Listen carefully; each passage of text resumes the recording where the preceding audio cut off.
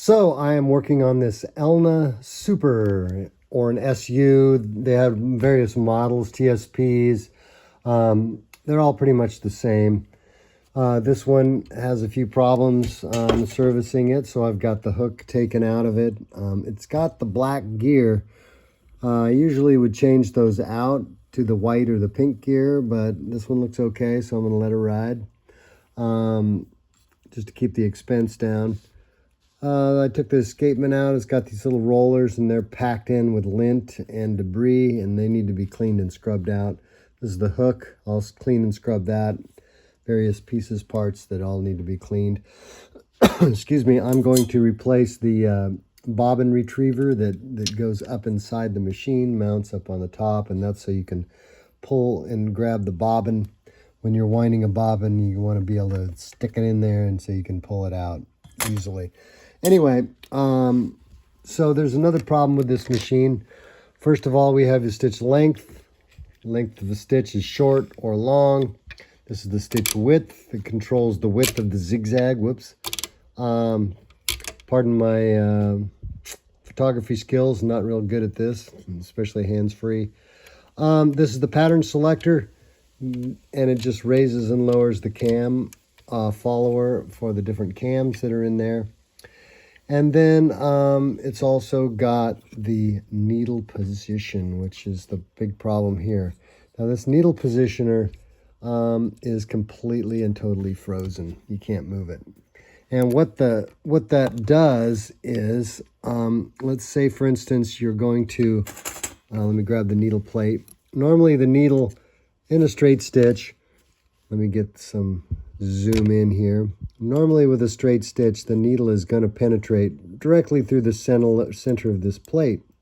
So it goes up and down right through the center.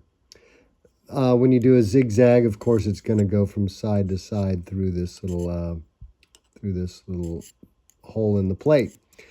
But sometimes if you're doing like piping, where you need to stitch, say for instance, you've got some tube and you want to stitch right up against the edge, what you would do is you would put your zipper foot on, and you can have your material that's wrapped around this and going off in that direction. And you want to stitch right up against that piping or a zipper or something like that. So in this case, you might want to use a needle, change your needle position from right, center, or left, because you've got to make sure that the feed dogs are grabbing the fabric, so you can put the zipper foot directly over the feed dog and then just move your needle position to where you want it. Well, on this machine, you can't move the needle positioner. And the way what it looks like is here is a pattern selector out of another machine, obviously. And this one too is pretty much frozen. I can kind of move it if I really work at it. It kind of moves. The way it's mounted is there's a pin that goes right through the center of this plastic piece right here, and it goes through this aluminum casting, and then there's a C-clip, and the shaft just went through this thing. So it's all gummed up inside of here. So what I need to do is pop this C-clip off, use a little mini torch, heat this up a little bit. Got to be very careful, because if we melt this, then the whole thing's toast. And we don't want that. And once I have to take this whole pattern selector piece apart so I can get in there and raise this up, so I can get this. This is the needle position adjustment screw and nut. So once I get this all apart, pull this thing out, I can extract this, clean it, put it back in, then it'll spin freely. Of course, it's got some spring-loaded tension from this, and put it all back together. Once I do that, I can, in order to get this out though, however, the way that they've made these things is the hole for the upper shaft goes through the pattern selector here. So the main shaft goes through like this, and you can see it up here, how the main shaft goes through. You can't even see it in there, but trust me, it goes right through that hole. If they just made the casting without this, if they just cut it then I wouldn't have to remove the main shaft. So as it is, I've got to take the balance off of the take-up lever assembly, take that out, loosen all the screws that go into here, disconnect some important stuff, and then I've got to take the hand wheel off, take the timing belt off, unscrew the bearing assembly, the bearing plate, and get that off. And then I've got to extract the, oh, you got to go through, and there's a really important gear that's inside of this thing. It's right down in there. You see these little holes that are right in there. You see all those little holes? Those are adjustment holes, because the gear for the pendulum timing is in there. So I've got to loosen that, and that might be frozen, and that's going to be a bear. And then I can take this whole pattern selector out like I have it here, and then I can flip her over and fix this problem here. Sometimes you have broken, this is called an elna graph gear, and this is the gear that breaks if it doesn't happen all that much, but if they break, then it won't zigzag anymore. So I've got to put all that, and then once I put it all back together, then, and normally these are all jammed up too. This is the cam follower for the stitch length. Anyway, then I have to reset all the settings for to disconnect the linkage and reconnect it for the zigzag width, because that's what controls the zigzag.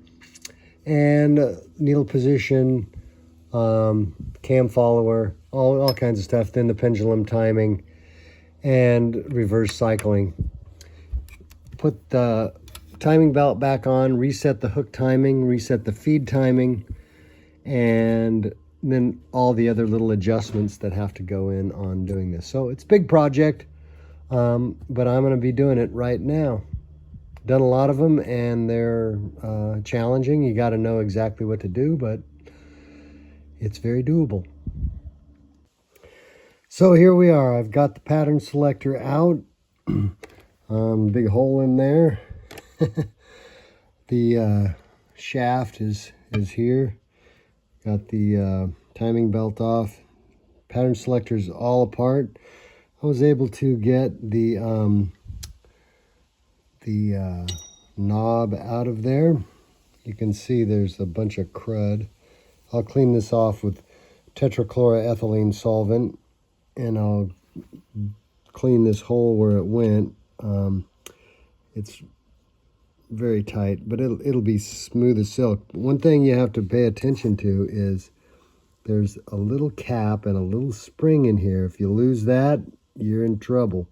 So whatever you do, don't lose this cap and spring. It's very small, so be careful with it.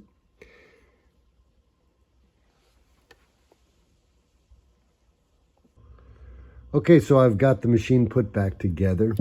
I put the pattern selector back in. I adjusted the worm gear, this gear that's down in the center with the holes all around it. You can see right there in the center. You loosen the 2.0 millimeter screw, and then you put it into zigzag, and watch as the zigzag goes back and forth, and it must come straight out and straight in, and you just go into different holes until you get the right one. I also reset using the 3 screws that hold this thing together, hold the pattern selector in. There's 1, 2, and then the other one's hiding underneath there, but you have to loosen that other screw with the spring on it, move it out of the way slightly to the forward, and then you can access the screw that's inside that hole right there. And then adjust it so that there's just a little bit of play. You need a tiny bit of play with the cam, so it needs to wiggle just a tiny bit. If it's too tight, it'll wear the gear out. If it's too loose, it will pop the cam and make the needle jerk over as it's making it zigzag. So I got that set perfectly. Then reset the zigzag in the needle plate using this loosen this screw, loosen this screw, and turn this one slightly until it's centered into the hole of the zigzag of the plate. Then using this screw, you have to be really careful with these screws because they can break, because the adjustment screw is the screw and the nut is what holds it in. So you need a 7mm spanner to loosen it and tighten it until it's perfectly center with the line on the foot. Not so much the needle plate, it's the line on the foot, because that's what the sewer is going to use with for center needle position. And then I adjusted the reverse cycle, which is a tricky one. I used the 142 cam, which is the one that has, it looks like a flower pattern, and you adjust the reverse cycle. You put it into automatic in the center where the detent is, and then you put it on the A, center needle position, stitch width on 4. And when I first started doing it, the pattern was horrid, and then I started adjusting it until you get a perfect, you see this last pattern here, you can see it's a perfect circle. And what it has done is the needle is going back and forth in like a 1, 2, 3, 4, 5, 6, 7, 8, 8 different points around the center, and the center needle puncture has to be exactly in the center for each one. So it's after each one, it's returning into the center. Has to be perfect. And those are very, very, very slight adjustments on this screw here until you get it just right. Also, I reset the hook timing, which is the timing of the hook is the hook rises from its lowest point 2.5 millimeters up. The hook should be directly behind the needle, not in front of to the side of the needle, but directly to the front. So here the needle looks like this, and the hook is going, it needs to be in the center of the needle.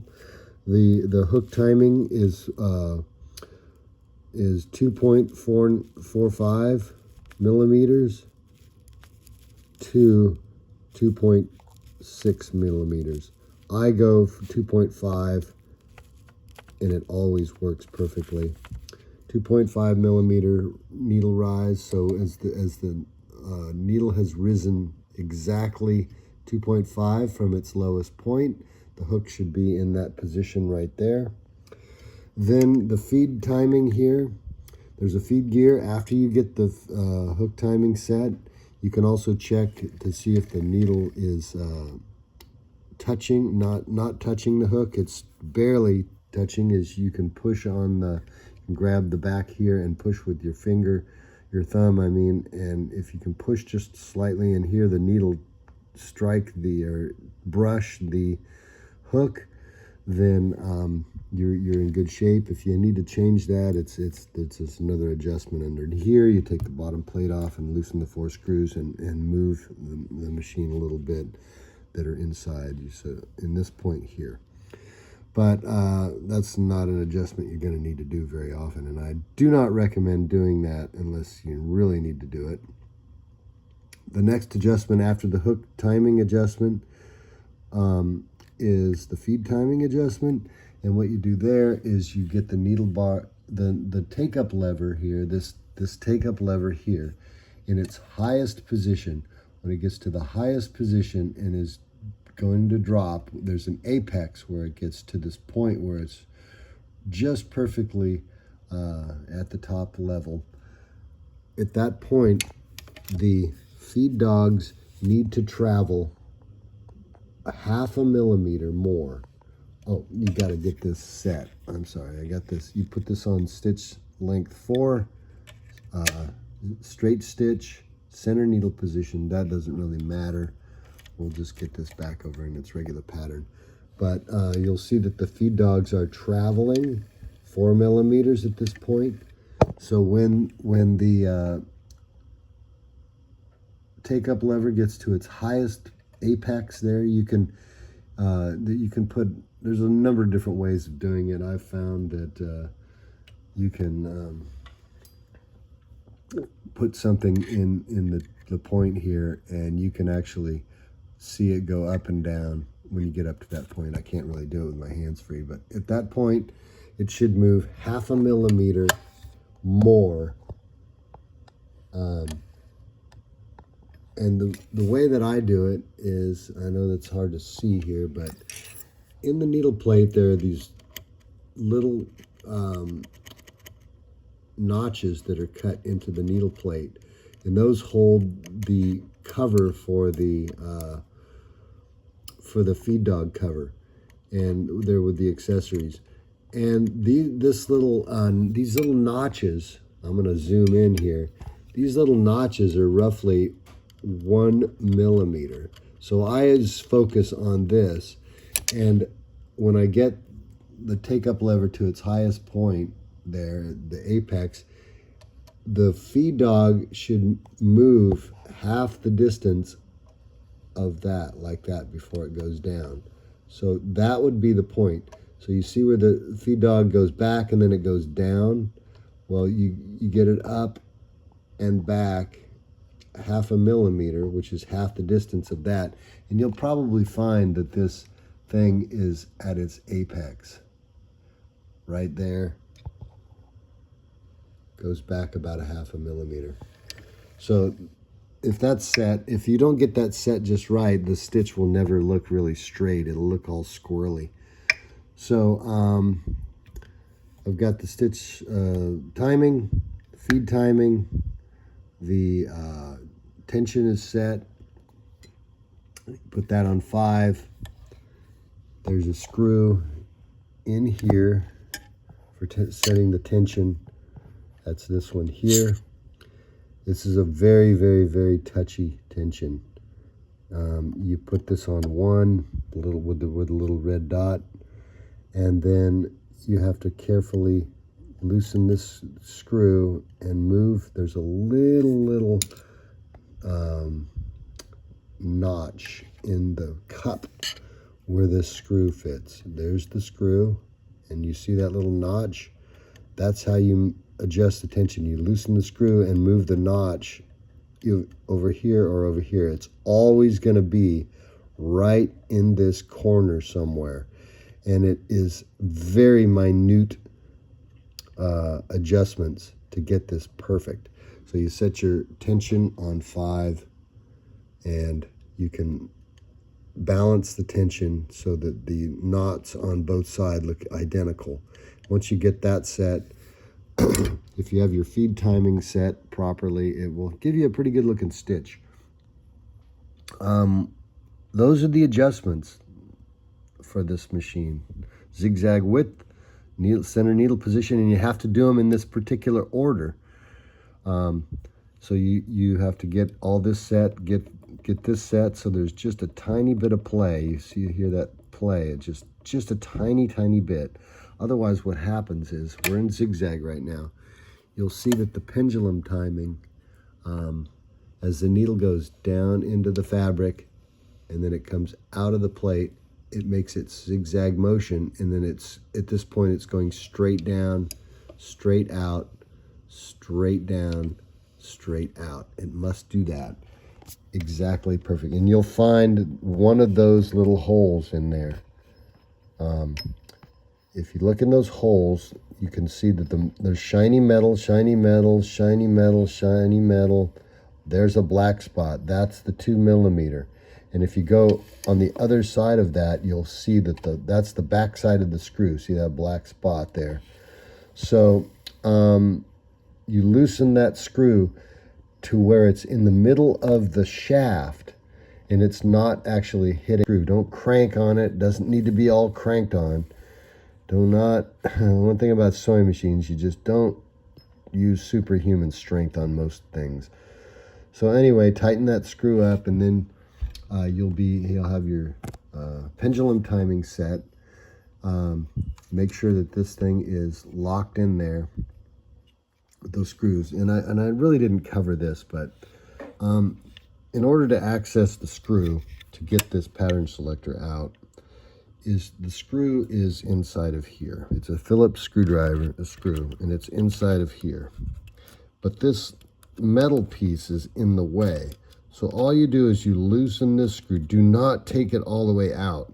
Just loosen it enough where it will pop forward, because it's in a slot, and just loosen it just enough where it will pop forward, and that screw will be accessible. Then you can get that screw out, and the screw back here, this one here, and this one here. That will enable you to take this pattern selector out. You have to take the knob off. I haven't put the knob back on yet. But so once you get that in and get your play set, you just kind of snug these 3 screws up, and you just slide it back and forth until the play is just right.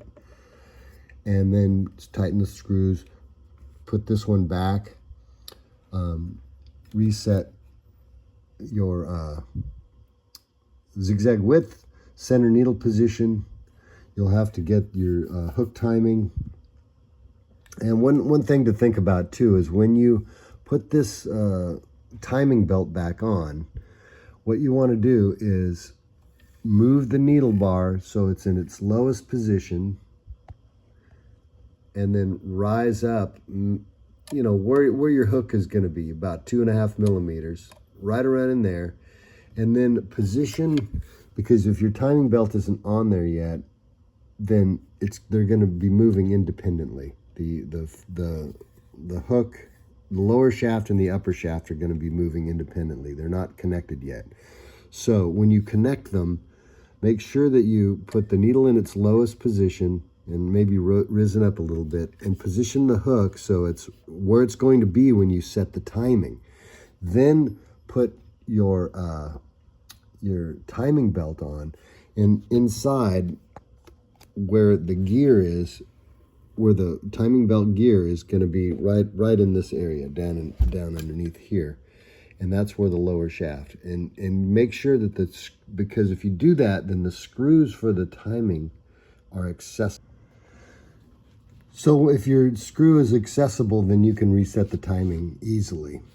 Also, when you move that shaft, when you move that timing thing, when those are loose, it's very possible for the shaft to slide over, and then the shaft will bump back and forth, and you'll have a big problem. So you have to squeeze those together. Make sure that the bushing on the left that's fixed onto the shaft and the timing gear is pulled together. So you got to make sure that they're pulled together. It's really easy to move the hand wheel a little bit, and the gear will, the shaft will slide over, and then you'll have all this play, and you'll be wondering why the heck this thing doesn't work right. So you got to make sure you squeeze that together every time you make those adjustments until they're perfect.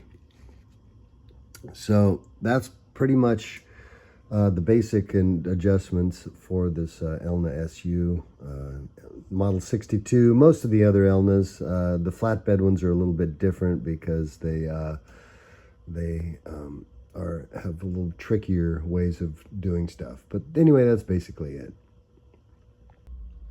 So the Elna is finally finished. Everything is done. It's stitching beautifully. The straight stitch is straight. Its tension is perfect. The zigzag tension is perfect, good as it gets on an Elna SU. Same with all the other stitches. The reverse cycle came out beautifully. If you hold that up to the light, you'll see pinpricks of light going through the center of each one of those flowers or stars or whatever you want to call them. So I would say it's a perfect success.